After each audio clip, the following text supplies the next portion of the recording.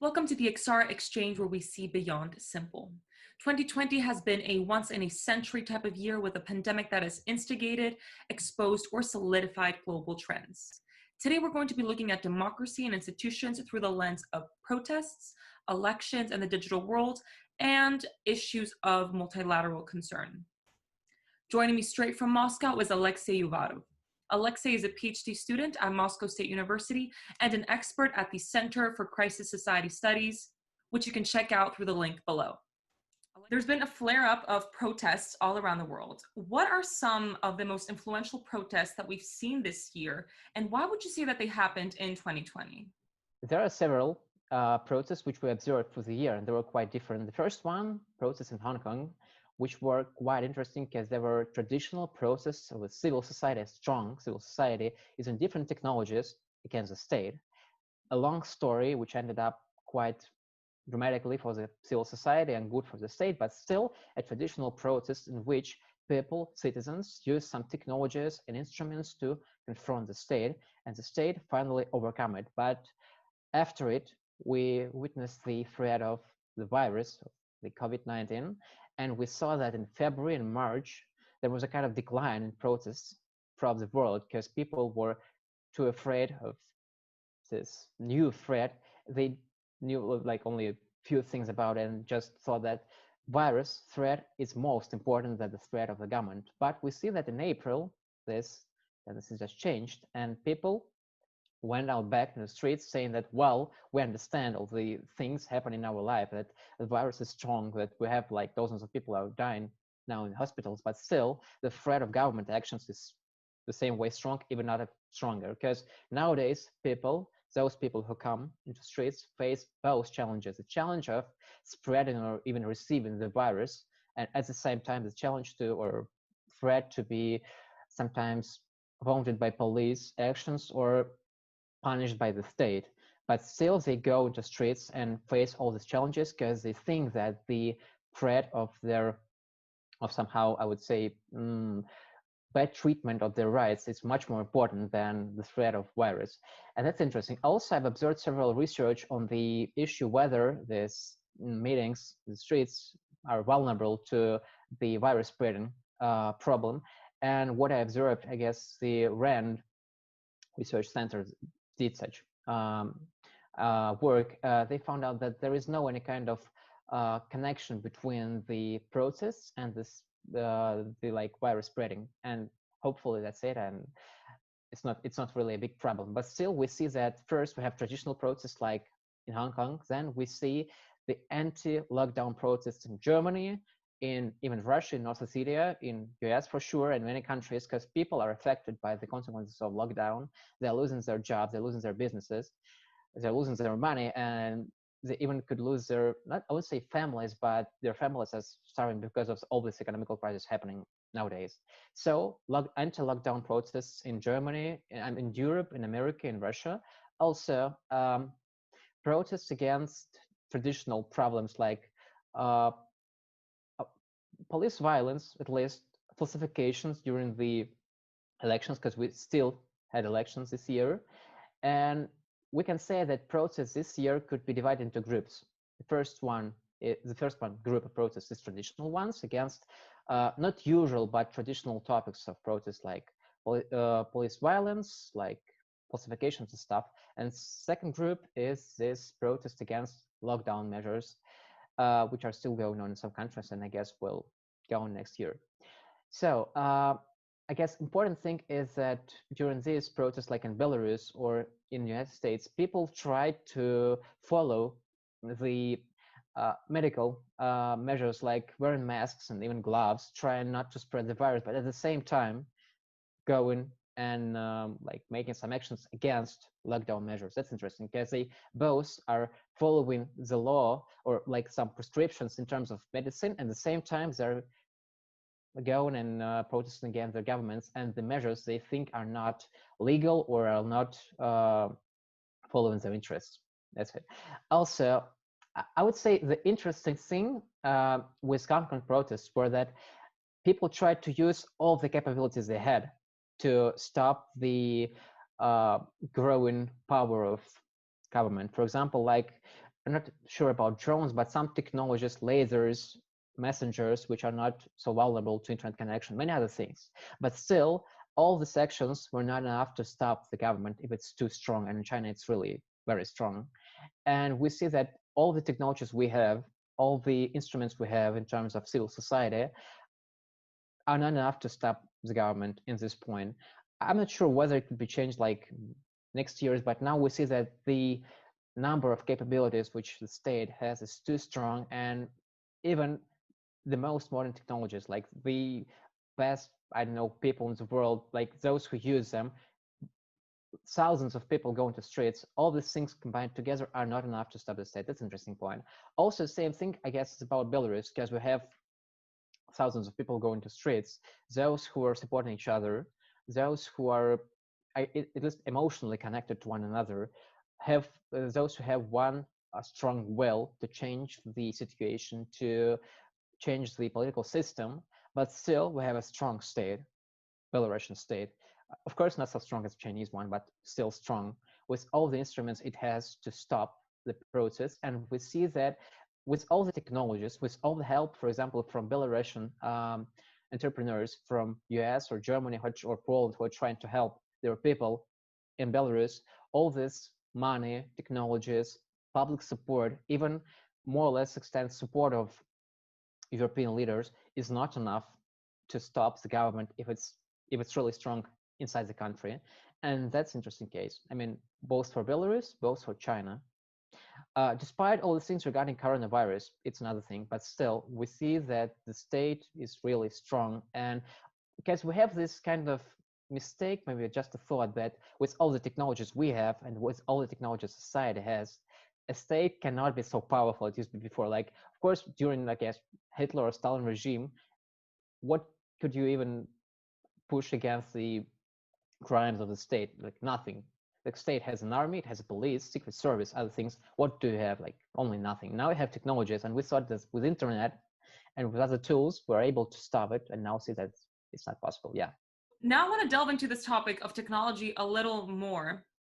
And so we are seeing that people are protesting against the government taking away their public space to rebel. But also generally, when we talk about protests, we do talk about physical public space. We talk about memory. We talk about statues, right? The toppling of statues, the Black Lives Matter movement in the United States. And so, now we're seeing the incorporation of digital technologies into the unconventional political participation. And for example, in 2019, the Democratic Tsunami was a protest network in Catalonia, and the authorities had a lot of trouble decoding this very sophisticated application that you had to manually download. And then again in 2020, there was the Yandex Navigator incident in Russia. And so I'm wondering, how can digital space complement or replace physical space in protest? And can it be as disruptive, damaging, or effective as the physical protests? We see that these technologies, which were used by both the protesters in Catalonia or those in Hong Kong or in Belarus, are quite strong. And the example of Yandex app in Russia, in which we observed this kind of digital protest, when people just went in this digital place together and trying to express their opinion and their anger regarding the actions of the state. That's interesting, but still, we see that this all actions like these technologies and these new approaches do not fit, they do not match the political reality, because it's based on the quite special foundations from the 20th century, and the technologies we are now using are from the 21st century, generally. And these new technologies need to be somehow incorporated in new political reality. And it could be possible with the change in political elite or some other, I would say, new generations to come into power. But now we see that we have first this rise in technologies, and at the same time we see that there's quite a small space for them in political life. There are no mechanisms. There are a few mechanisms, I would say, which could let this internet power come into political power. There is still no strong connection, and still there's a problem of quite strong concentration of power in one hand. It could be government like in Russia or in China.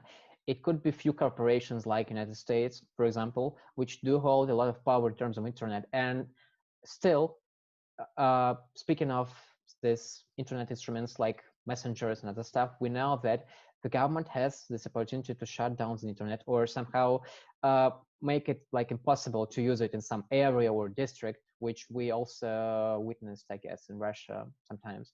So we know that we have a huge progress in technologies, but still we lack some kind of legal framework or at least political framework for these technologies to be introduced in our political life. So we need some shifts in public opinion. We need some shifts in our way of thinking of what politics is and could politics be produced in internet or not. Because there's kind of misconnection. We already have politics in internet. We already have internet politics, but still we haven't designed it legally or politically, and that's the problem, I say. Can you tell me what happened with the Yandex incident in Yeah, Russia? it's quite a funny story. It happened in, I guess, in South Ossetia. Sorry, in North Ossetia in April, I suppose. So Yandex is a kind of app we, like majority of Russians and those who live in post-Soviet space, are using every day for like as a navigation app, as well as for some other services. But the navigation app is the most important, and I guess millions of people every day use Yandex services to go from home to work and back, and like some other places. So there are millions of users, I guess maybe hundreds of millions every day, and there is a kind of interface kind of design which allows you not only to follow the instructions of the navigation system, but also to create some kind of event in the digital map if you see some accident just happened on your eyes, like there is a car accident, there is a kind of problems with the road, and you just indicate that there is an incident happening right now. For those who are following you in the cars, they will just avoid the problem happening just in front of you. And for this, I would say incident making design, they have kind of button which a user could use to make this event, a digital event in this Yandex map. And so after these lockdown measures happened in North Ossetia and in other regions of Russia as well, and after we saw that there is no possibility for people to go into streets and protest like physically as they used to do before, people started to create such kind of online protest in Yandex app, making these events like one by one. So hundreds of people, for example, went digitally to the building of the regional administration and just governor's office, for example, and made these events just in front of the digital office. So they just put these events here and here and here and here, for example, in the square in front of the digital, in front of the governor's office, telling that we have no money, a lot of problems, what are you doing, why not you doing like nothing, and other things. So the whole square was covered with these messages, like hundreds, maybe thousands of them. And that was kind of digital protest happening in Yandex app.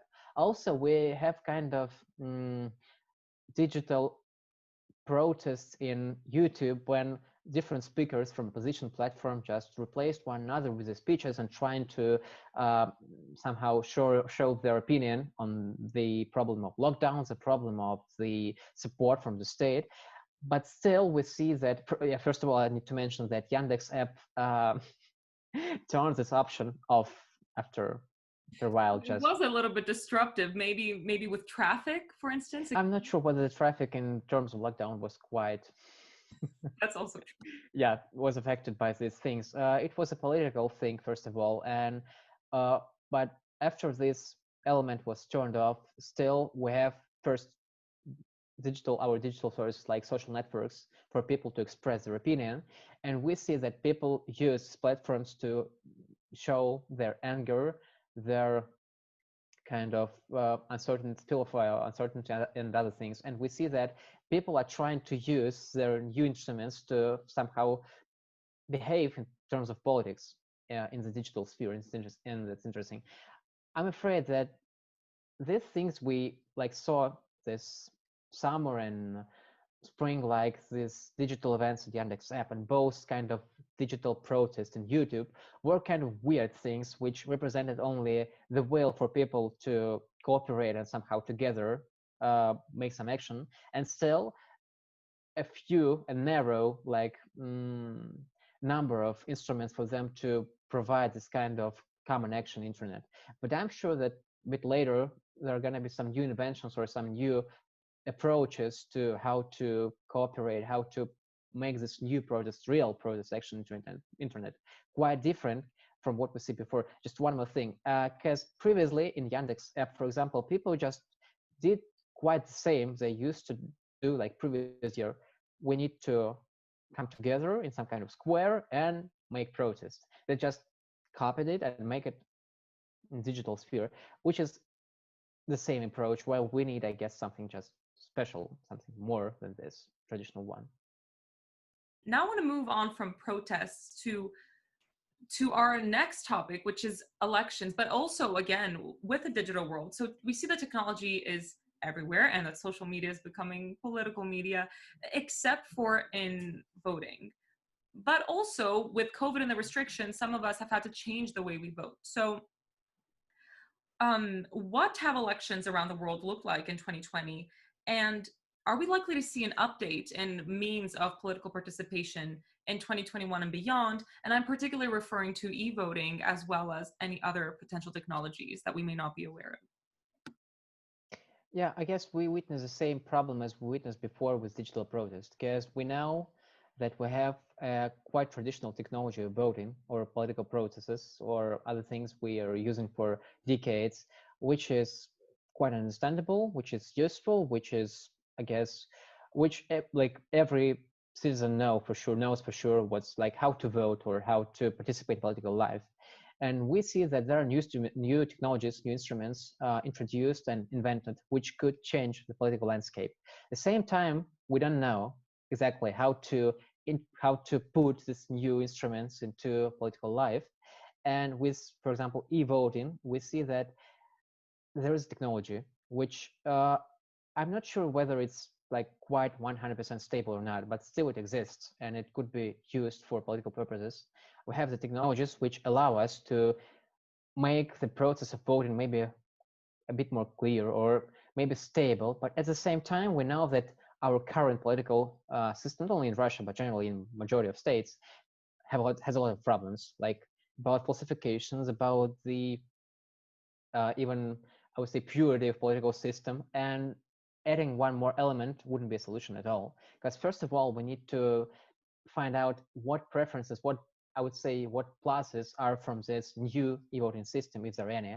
And if it's only a new one more tool for a government to make it will happen during the elections, so why should we introduce it into our political system? Because, for example, during the voting on the constitutional, I would say, edition amendments this year, we've witnessed that in two regions of Russia, in Moscow and in Nizhegorодskaya Oblast, which is one of the regions of Russia, we use this e-voting system, but still we cannot say that this system is clear, that it's stable. But did you see an increase in the percentage of people who voted when it was online voting as opposed to regular voting? I'm afraid up to the moment, there's no any strong correlation between those who are participating in political process, both in traditional physical way or digital way, because we have a problem of low participation among those who are younger than 24, for example, or those who are younger than 30. And even the digital technologies, I guess, wouldn't help generally in this issue, because it's not about the technology, it's about the political system, political preferences, and some kind of connection between the people generally and the government, and the ability and the will of people to take part in this political activity. And it seems like they have no a really strong will to do that. And well, a technology could make this process a bit more comfortable, that's it.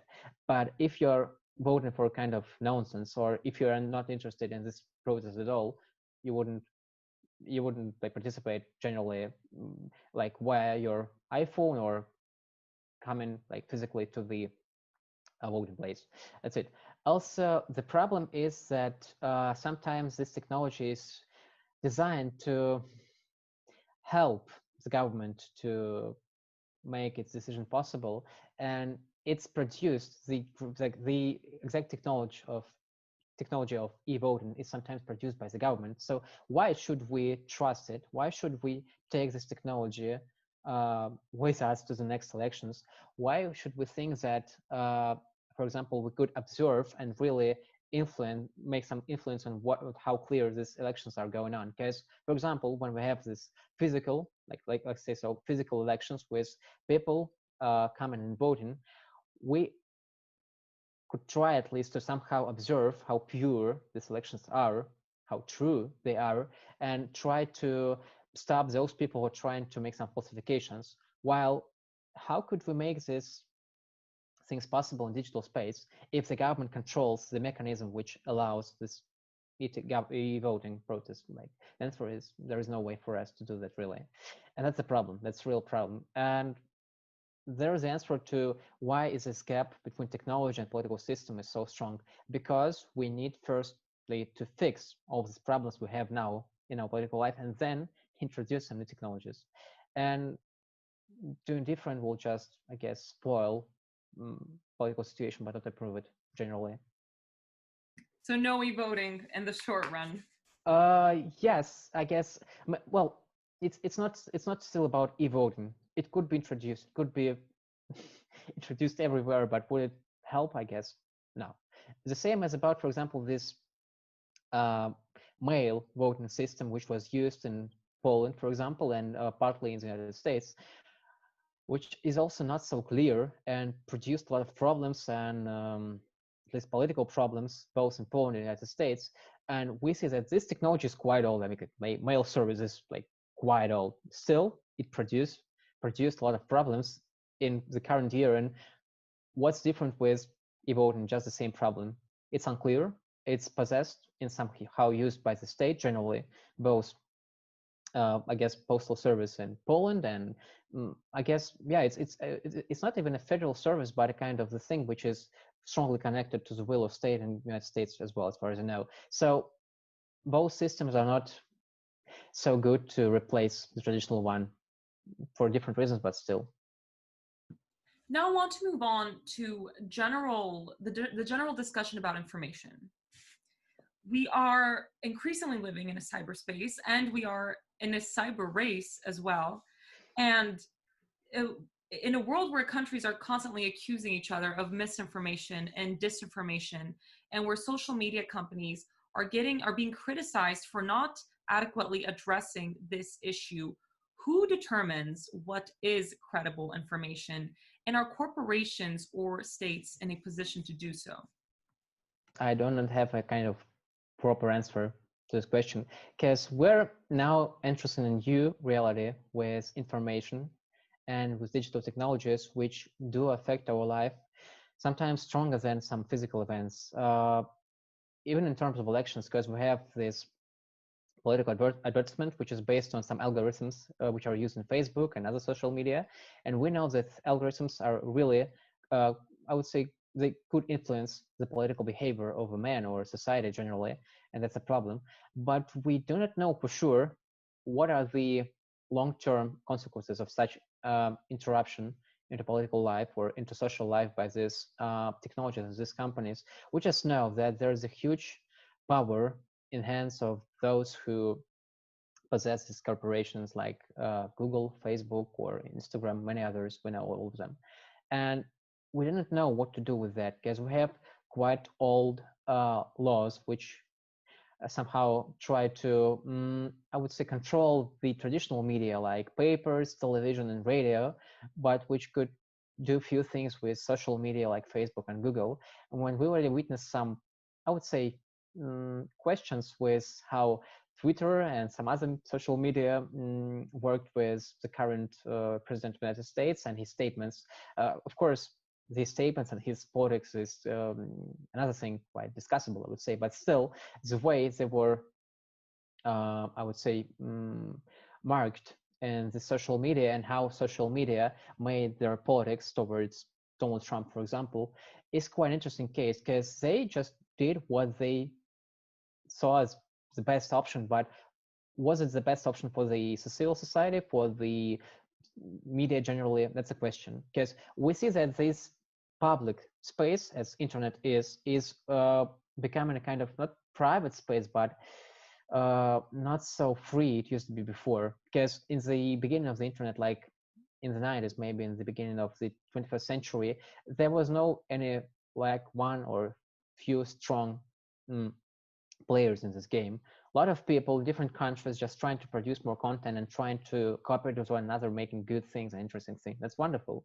But now we see that this space is not so free it used to be before.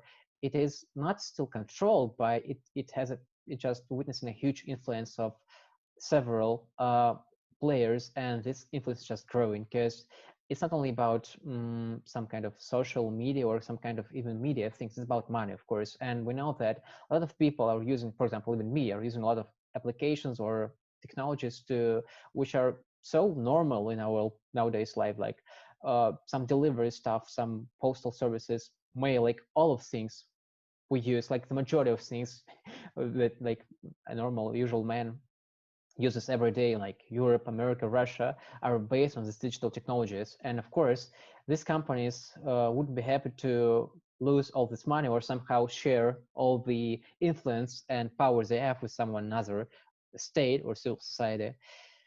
And it's interesting. It's interesting because civil society needs to somehow protect its independence or its freedom in terms of internet, because internet is already becoming a part of civil society space, or like the space for all the people in the world. And still we don't have mechanisms for these things to happen, because we have state. Of course, a state should be the one who guarantee for people their rights, their freedom and stuff.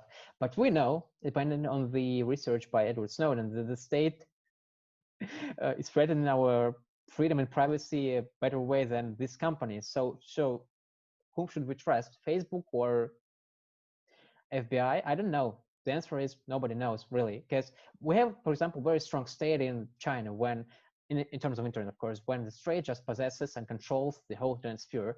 And is that solution? I guess not. We have quite strong state in terms of Russian internet. Does it help? I'm not sure, really.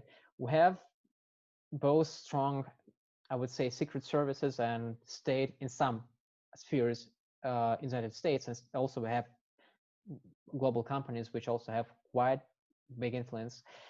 And there should be some kind of, not even dialogue, some kind of discussion to be made between the state, people, and these companies, because there are a lot of problems, and the number of these problems is just growing and growing, and we just need to solve them by speaking, by sharing our opinion, and trying to both, of course, let the economics work in terms of internet. Of course, we shouldn't just shut it down, of course not. But at the same time, make some guarantees that not even our information should be protected. We all know that already all we have in our lives, we post ourselves into internet, like our Instagram profiles, our Facebook profiles, all the things we have, we share with other people. And so the protection of data is kind of interesting, but I'm afraid a kind of old thing in terms of new reality, because we already are open to like all the people in the world when we enter internet. Like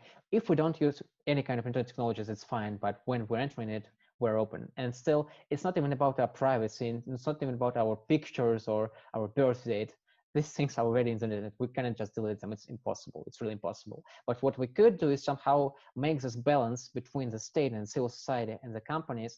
In which way could they influence, for example, companies, and both companies and state, in which way could they influence internet and behavior internet and the life of people through internet? That's it. I mean, some general, even not protection, general guarantees for freedom and protection. That's it. So we basically see this struggle between companies, state, and civil society, and there's definitely going to be international discussion about this, and we're probably going to be seeing more of it in the future. So I think this is a good segue into our final topic for today, which is international cooperation and multilateralism, and general issues that we are going to be facing in the future. So What are some of the highlights this year in terms of the successes and failures of international cooperation?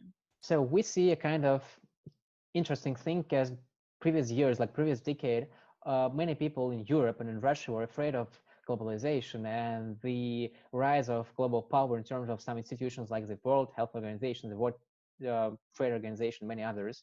And we saw that many people were just really afraid of how much power could these organizations gather in their hands. And everybody was just trying not too much, really not too much. Let's just stay in our national states and trying to have the main instruments, the main control in our hands.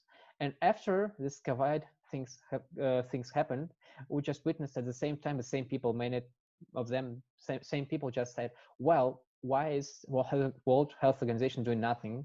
Why are they helping us? But the problem is that we didn't trust them really, because we were aware of global threats, we're aware of this rising power of international institutions, and it was understandable. But at the same time, when the catastrophe happened, finally, we just tried to make our hopes and rely on these organizations were weakening for decades. I mean, what was the point of it? Because of course there's a problem of balancing between the power of a nation state and the power of international organization. At the same time, I guess the expectations of the international community were too high, while the real possibilities of international organizations like World Health Organizations were quite low, I'm afraid.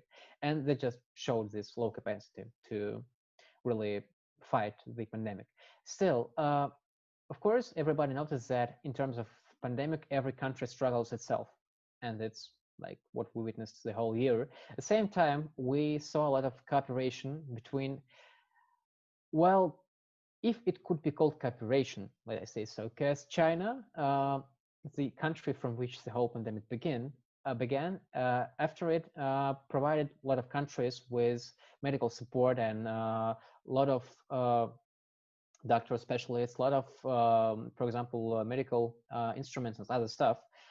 But what countries specifically? Latin America, Africa, those, many of them who participated previously in Belt and Road Initiative. Also interesting. So, and we see that China is trying to use these cooperative actions, which are of course good. So if they're saving people, they're good. But at the same time, these actions are used as a kind of political instrument to strengthen their influence in these regions and to show that we're not enemies. Of course, we've failed with fighting the pandemic and we've let it go into the world, but at the same time, we're trying to help you. So please be kind to us. And that's an interesting case because this cooperation is not, of course, kind of we just help you. No problem. So of course not. It's kind of political action, and the problem is how it's used. For example, for China, it's just used for strengthening its influence, and Russia also provided the United States with some technologies which were supposed to help in terms of fighting the pandemic, and it was kind of not the kind of goodwill action, trying to show that we still have something in common. We still have some areas in which we could cooperate to make our relations better. Even though these technologies weren't used actually due to the differences between electricity systems in Russia and the United States, but still this goodwill action still was kind of good thing, maybe the only good sign in our relations this year still. Also, we have some cooperative actions between, for example, Russia and Serbia, some other huge countries like, for example, China, United States, or also Russia to some European countries. But we saw the lack of such kind of cooperative actions inside the EU, because when it happened finally in Italy, then in Germany, then in all other countries, we saw that the German government tried to fight in its area, the Italian government in its area. So no European Council, no European Parliament, no any kind of cooperative action. So now we're witnessing the thing that Europe is trying to fix, not even to fix, but somehow compensate this lack of cooperative actions through the Green Deal plan and through this huge sums of money which should be delivered to the states which suffered a lot from the pandemic to recover their economies.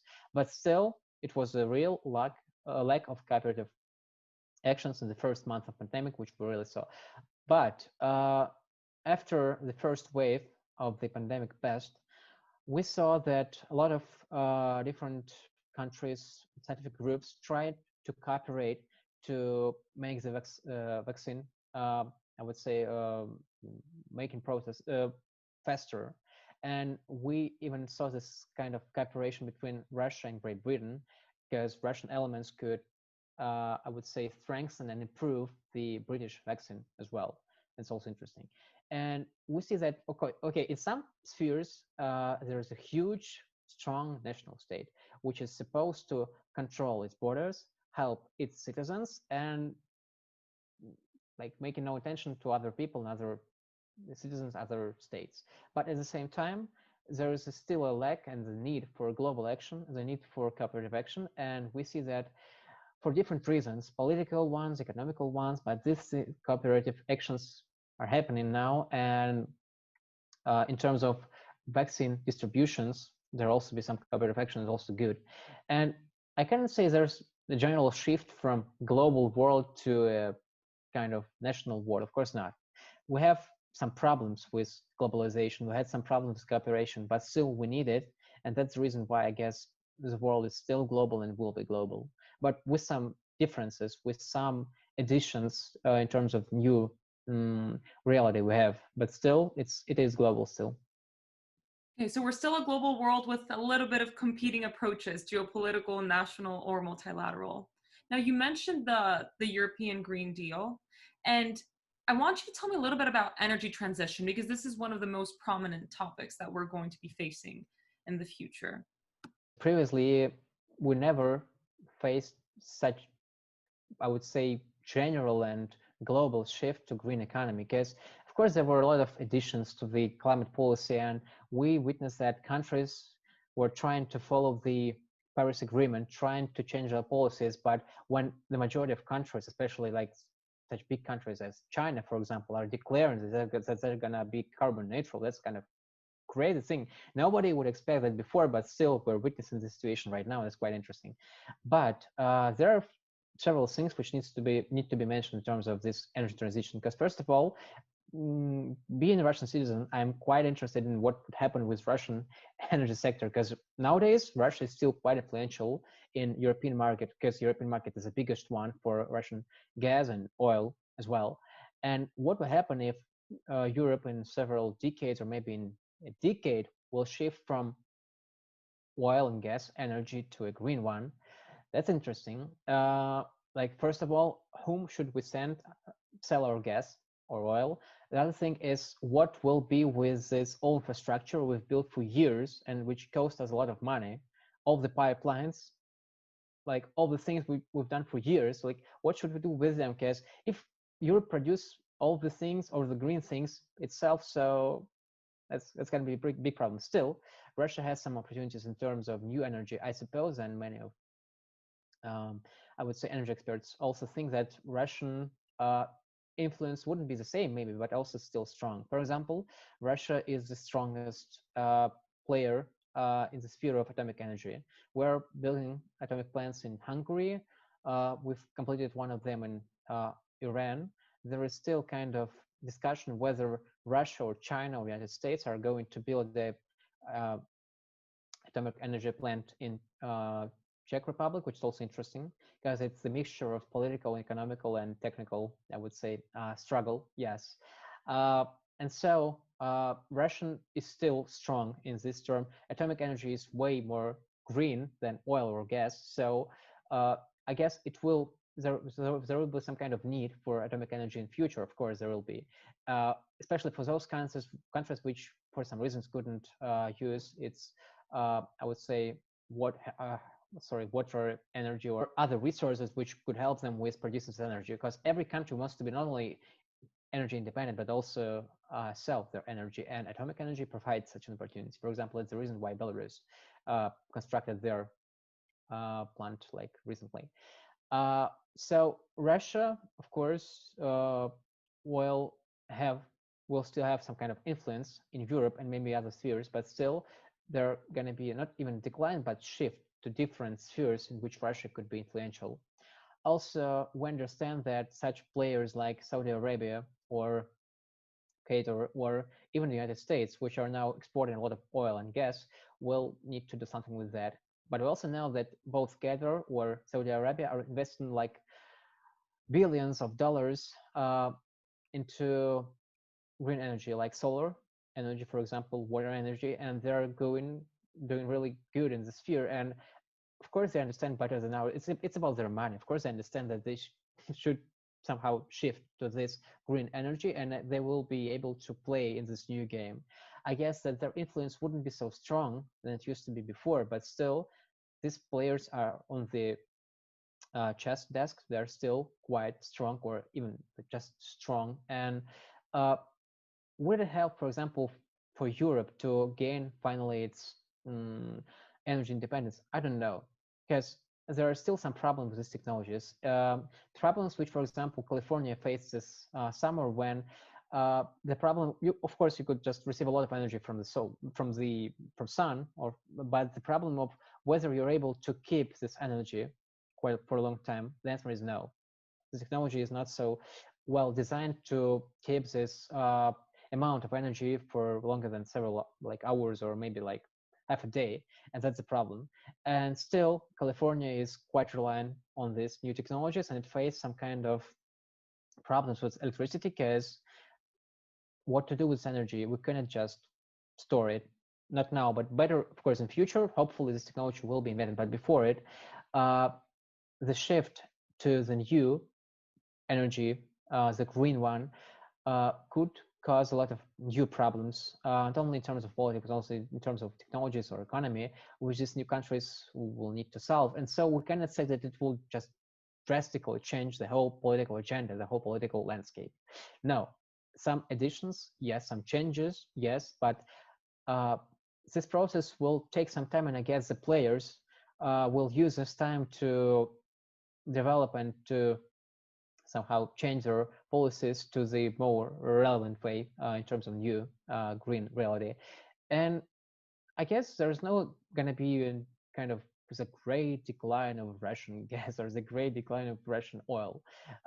If all the governments, all the companies are interested in receiving more and more money, they'll just try to change the way this money could be received. That's it. Not just observing the whole catastrophe and saying, well, we had good times and now it ends.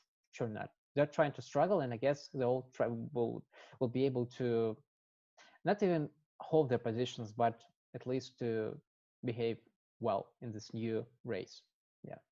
So in the long run, maybe we're looking at green energy, but in the short run, we're looking at increased geopolitical competition, Yeah. US, China, Russia, Saudi Arabia, even. There is one more quite interesting side of this problem, and the problem is that we're trying to somehow edit the current system while it's still oil and gas based, I would say, and we're trying to bring more green energy elements into it, but still, if it's possible to change the whole system through small additions, or do we need to change the whole system generally and some kind of new approach?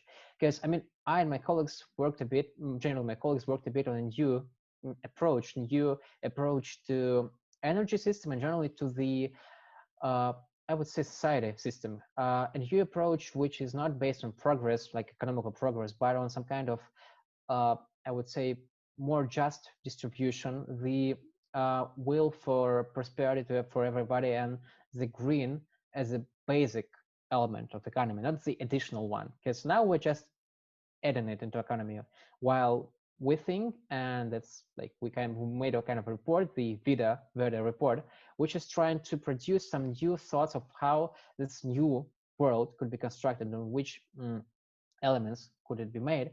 And the thing is that if we're really trying to change the world through this green deal or green economy, wouldn't it be better not just trying to add all these elements into our economy, or trying to change the real situation, trying to change the political agenda, trying to change the social system into more just and I would say more somehow even rational system, more relevant to nowadays challenges and problems? Because we understood that the current system is quite vulnerable to some crises and problems, and we're trying to make more and more small additions in a kind of hope that, well, we just done all of this. That will help. This small thing will help for sure. It's gonna be fine. But is this a good approach really? Maybe not trying to by small steps, by through big steps, by reestablishing the whole policy, by trying to build something new, more relevant to the nowadays politics in terms of new technologies, by the way, in terms of new uh, even ethics our society has, because we're not quite more even kind than our ancestors used to be. We're not facing such global wars we faced before. We're not facing such a lot of hunger, which also used to be in the world like a century ago. So maybe we just generally trying to change the whole foundation which our nowadays world built. That's the question, but still, I guess that's the thing we need to research, and that's the kind of field for those researchers who are not trying to uh, find some short-term benefit from current situation in terms of green energy or some other ideas, but who are really trying to make this world a little bit better. I have one final question for you. And based on these trends that we've seen in a few words, what should we be looking out for in 2021 and beyond? After 2020, we all know that there is no place for predictions and profits in our world, because whatever happens, we don't know whether some more even strange thing happened just after it. But still, I guess the first interesting thing is about the United States. Even for me, well, I was born in 1996, the moment when Russia was super weak and the United States were super strong. And for me, it was kind of a rule of our world that we have a superpower which not controls but has this main role in the global society, which is trying to make all of the countries to follow its prescriptions. Of course, we have a lot of confrontation between Russia and the United States. We have Crimea crisis, for example, but still, for us, the general, I would say, power and the general idea that the United States are way more stronger than us was the main idea of this world, and we all knew that it's so. But after the pandemic, after this political crisis which the United States faced this summer and especially this fall, and after the rise of China, and after the fact that China is the only economic superpower which is growing after 2020 in terms of economy, it's quite interesting because America is still, of course, it's always powerful. It's always powerful in terms of economy or in military, but still it's not so powerful it used to be before, and so it couldn't influence so much. It used to influence before, and well, China or Russia or Europe, who will be the next one, who will be the second one at least. So I guess China has quite good chances because at least for this cooperative actions, at least for this medical aid, it just trying to improve its image, despite all the problems with political freedom and a lot of other questions still. And I don't know, for me, of course, as a Russian citizen, of course, I want Russia to be strong and influential, but the problem is whether Russia is capable of taking such a role in terms of new world, because we have some limitations, we have some strong sides and weak sides, we have strong atomic energy, for example, we have strong military, but is it enough to be the second power in the world? Is it enough to try to rule the whole world as well as the United States try to do it in the beginning of the 21st century? This lack of the supervision, this lack of the one strong leader is a new reality we're now living in. And I guess there is no one country which could be the next one. Because I mean, Europe is strong economically, but not so strong politically. Russia is strong politically and military, but not so strong economically. China has both, but the main problem of China, to my opinion, of course, is that China cannot provide the whole world with its global vision of the new world, which could be shared by the majority of people. Because like American image is quite simple, understandable, and everybody knows it. So it's about freedom, it's about democracy. Like, of course, like we have some problems with it, but still we have an image which understandable and clear, which is like produced and spoken in the language with which everybody speaks, right? While what is Chinese idea? What is Chinese philosophy? Not like the original philosophy, but the philosophy of life, for example. Yeah. What are the goals of Chinese government? What are the goals of the China generally? that's a big problem, because America even tried to show itself like the main fighter for democracy, the main fighter for freedom. Uh, of course, the problem, whether it was just or not, that's not the problem, but still, the image of this fighter, right? While what is China doing, like, and whom for? Like, for its own prosperity. So why should everybody accept China as a leader? So for prosperity of China, well, that's wonderful, but what's about us? Like, what should we benefit from it? That's also the problem. Also, the lack of culture. I mean, global culture, because we have American movies, we have a lot of different things like music, literature, I don't know, even mass media, which the whole world like read, like CNN, like New York Times. Do we read Chinese newspapers? No. Do we watch Chinese movies? Not really, like maybe a few of them. Do we read Chinese books? No, we don't. We use Chinese technology, but it's different. These Chinese technologies we use on the platform of Apple or Google or something else. We don't even uh, recognize China as something more than just a country, and that's the problem, because we could recognize the US not only as just a country, but just kind of global power, just something more than a country, while China is just quite big, quite strong, quite rich, but still a country, a national country, and that's a problem for them, I guess. So I guess some regional cooperation will grow, because countries do need one another, and this I guess collaborative action and the need for it was just what we faced during the pandemic times. Uh, will it be easy to produce some kind of global, thinking some kind of global cooperation? Interesting question, because before, in the beginning of 21st century and in terms of Cold War, there were, first of all, two powers which constructed the global structure, Soviet Union and the United States, and then only United States who were, I would say, even not able, but who were those on which shoulders the whole system was staying. And now the shoulders are weak, and the global system cannot just stand on nothing, on just kind of wind or open space. It should stand on something, just on some kind of foundation. And there is no any kind of global cooperation foundation which is enough to produce this cooperation. We need something more than only countries which to work with one another, some stronger will, some stronger power, some another idea, and not only idea, but a power which leads this idea from the imagination to realization. Nobody knows what will it be, but the world will be different. Well, yeah, that's the thing that all the philosophers say. The world will be different. I will just follow them. The world will be different, and there are some trends we could observe nowadays, but what exactly will happen, I guess nobody knows. That's it. I think this very comprehensive answer has inspired so many questions from my side, and I hope from the side of our viewers, because this is the point. The point is to have these conversations from these different perspectives, and I very much appreciate you sharing yours as a Russian citizen, which is not something that's very common that that everybody gets to hear about in the English language, right?